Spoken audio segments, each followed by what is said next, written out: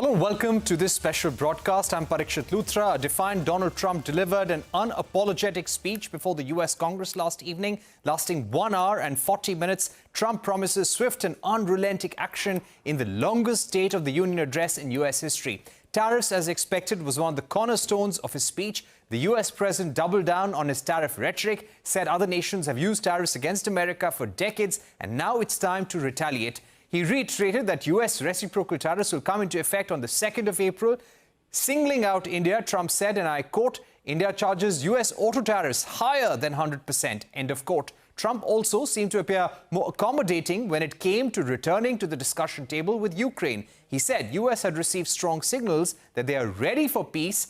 Trump also touted his record on border security, saying they are achieving the great liberation of America. He did not spare his predecessor, Joe Biden, either, blaming him for a range of issues from costlier eggs to authorizing way too much funds to Ukraine as well. Listen in to President Trump firing the tariff salvo. Other countries have used tariffs against us for decades, and now it's our turn to start using them against those other countries. On average, the European Union, China, Brazil, India, Mexico and Canada, have you heard of them? And countless other nations charge us tremendously higher tariffs than we charge them. It's very unfair. India charges us auto tariffs higher than 100%. China's average tariff on our products is twice what we charge them. And South Korea's average tariff is 4 times higher. Think of that, 4 times higher. All right, let's go across to our guest now. We're joined by Amita Batra, professor at Jawaharlal Nehru University. We're also joined by Ajay, Srivastava, founder of Global Trade Research Initiative. He's joining us as well on the program. Mr. Srivastava, let me come to you first. When it comes to automobile tariffs, Donald Trump there singled out India's auto tariffs, saying that India charges more than 100% tariffs on automobiles.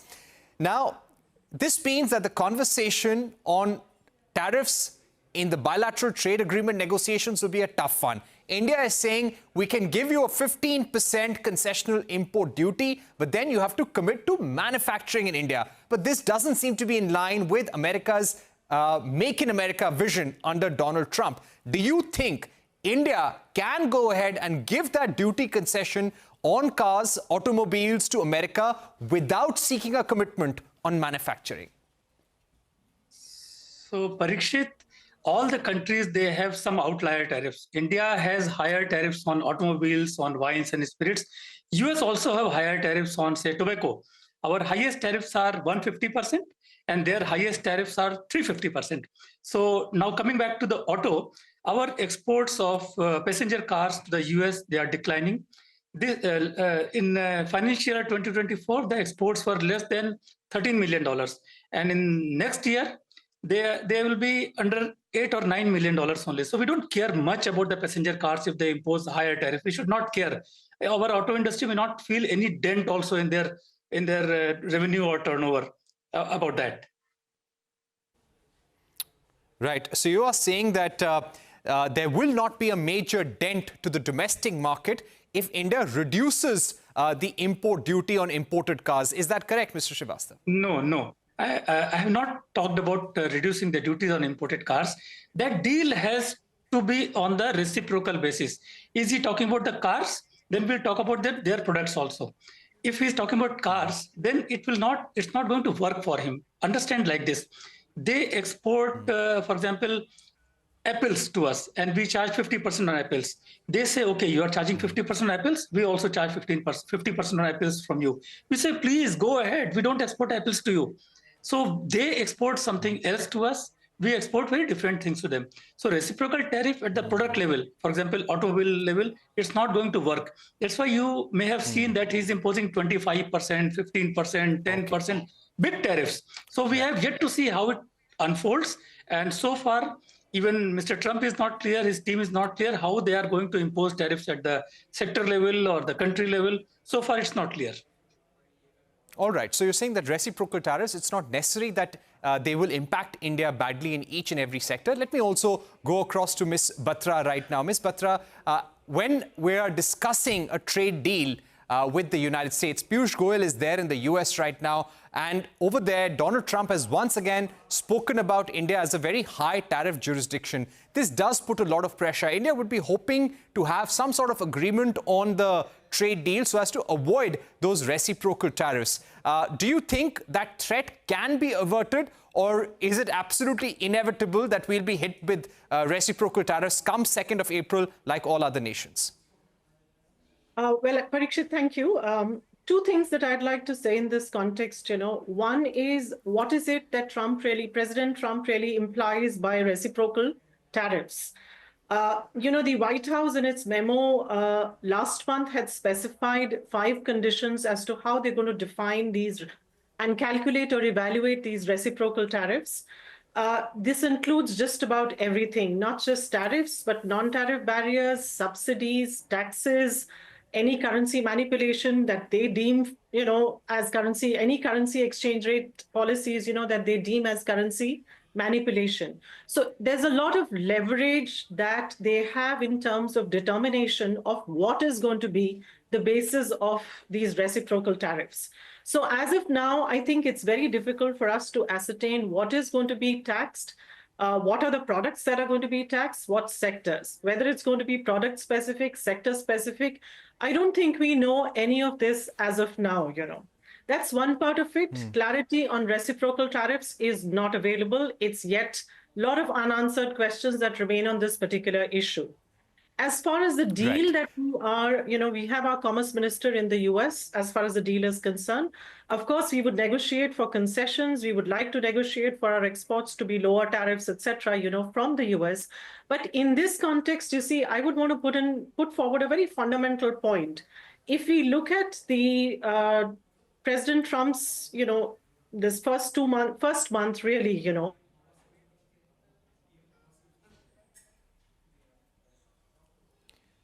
All right, we're losing that link with Professor Batra. We'll go back to her. But Mr. Srivastava, if I can come to you, which are the areas where India can offer some concessions to the United States? Are there some low-hanging fruit like bourbon whiskey, which you feel that India could definitely put on the table? Of course, we can offer almost all of the industrial goods, more than 90% of the industrial goods to the US. And I feel that India should immediately draw a list of such items which we can offer to the US. We should offer them much before 2nd April when they are going to impose the reciprocal tariff. And it's not very difficult for India to identify such tariff lines. We have many FTAs, for example, with ASEAN, Japan, Korea, Australia, and now with EFTA and other countries, where we already offer zero tariffs to these countries. So we select tariff lines from whatever we have given at zero duties to these countries, apply some US level sensitivity and offer it straight without negotiations to the US and say, okay, this is India's offer, 0 for 0. We are offering zero tariffs to you on most of the industrial products, and subject to you also offer the same thing to us. And I think this will take care. If Mr. Trump accepts this, it's fine. If he doesn't accept, then we'll think about some other options. Right. You speak about industrial goods, and I'll come back to automobile tariffs once again, because since his first term, Donald Trump has always been speaking about auto tariffs. And one thing which is quite clear is right now there is no American car maker which is selling cars in India. Harley-Davidson does sell in India. The numbers are very small. And a Harley-Davidson motorcycle in the US, Mr. Srivastava, the price of that begins from almost 10,000 or 11,000 US dollars in America. So that is almost 8 to 10 lakh rupees. That market in India is very small. Can India give concessions on automobiles, cars like Tesla, without demanding them to manufacture in India? So first is I would love to convey that Mr. Trump's team has to get its data right. For example, in their White House memo on reciprocal tariff, they mentioned that India charges 100% tariffs on Harley-Davidson. We were charging 50% 3 years back. In this budget, we cut down that to 30% now. So tariffs are only 30%. And on 13th Feb, they are mentioning it as a 100% tariffs. So many other discrepancies are there. So now coming to the thing that whether we should cut down, of course we can cut down tariffs. with 30% tariffs or 50% tariffs, hardly imports into India was less than $500,000 last year. So we are not scared of, and I totally agree with you that we don't have large markets. And I have seen Harley motorcycle very clearly. I rode one. You know, if it gets punctured on the road, there is no mechanic. You have to call somebody from the firm only. They will take it. They will come with a truck, take it back to their workshop, and deliver you after 3-4 days, and you remain stuck. So India will not have much bigger market, and we need not be scared about this. If somebody asks me, can we make tariff to zero on Harley Davidson? I say yes, go ahead, do it. We will not feel any pain of this. And what about Tesla? Tesla, we cannot, we are a big country, we are fifth largest economy aiming to become third largest. We should not tweak our long-term policies for a particular firm, be it Tesla or anyone. Last March only we announced our EV policy, and where we say anybody investing $500 million will be allowed concessional tariff imports of EVs into India. So Tesla should follow that. If you want us to trash everything for one particular firm, no, we are a big firm. We have to think long-term about this. Absolutely. Now, when it comes to greater market access, could you give us a sense what could be on the wish list of the United States?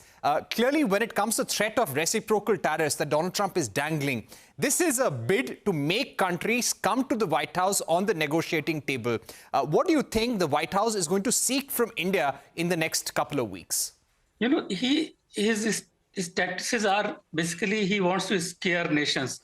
If you come on the table, things are not scary at all. For example, I'll tell you, the 60% of what US sells to India in merchandise is this. The largest item is crude petroleum oil. Then petroleum products are there. Then steam coal, coking coal, waste and scrap. These things and diamonds. These things account for 60% of US exports to India. They don't have products. They have either agriculture, which are very expensive or subsidy driven, or they have very high-end products. Of course, they sell aircraft to us, aircraft part to us, but they are not like China, which are good in industrial products. So we don't have anything to fear. If the honest calculation is there from both the sides about reciprocal tariff, India has nothing to lose. All this is he is scaring nations by talking about Harley Davidsons and wines and alcohol duties. They are not the duties. They're outliers. Right. And bourbon whiskey market in India is also just about 2% or so. It's a very small market. Amita Batra is back with us. Ma'am, thank you once again. Let me ask you, now, Donald Trump is threatening everyone with reciprocal tariffs. He's imposed some tariffs already. Now, this will eventually, in the next few months, also increase the embedded cost of certain products as well. Do you think India can protect itself in this global environment, or how would you describe the impact on India in the next 12 to 18 months?